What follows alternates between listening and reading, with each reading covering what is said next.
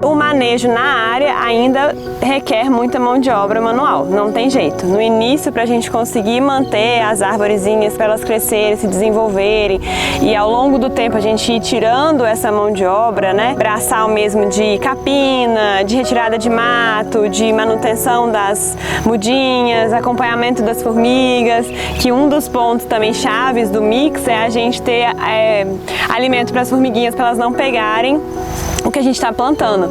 Então a gente sempre tem que trazer alimento para elas, né? Trazer bastante variedade para que elas não atinjam a agrofloresta que a gente está criando e desenvolvendo. Então a gente tem que aprender a lidar com as formigas e saber que no início, na implantação, vai gastar um pouquinho mais de mão de obra. Aqui a gente já vê, tem 20 dias que a gente veio capinando e já está precisando capinar novamente as ruas de árvore. E é assim, não tem jeito. A gente precisa trabalhar dessa forma no início para depois a gente conseguir criar um sistema mais abundante e sustentável ao longo dos anos.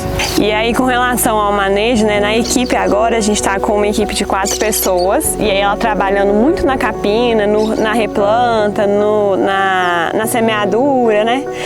Mas ao longo do tempo a gente vai diminuir a quantidade de capina, porque a gente vai ter um material bem denso no solo do mix, mas a gente sempre vai precisar das pessoas, né, para fazer as podas. Então, manejo de poda vai ser sempre que a gente vai fazer e cada vez mais, porque com essa área aqui a intenção é a gente não colocar insumo externo, né, que a própria área produza aquilo que a gente precisa para que as plantas sobrevivam bem, para que o café produza bem. Então, ainda é em teste, mas a gente sempre vai precisar da poda. Então, pessoas sempre vão ser importantes aqui nessa área.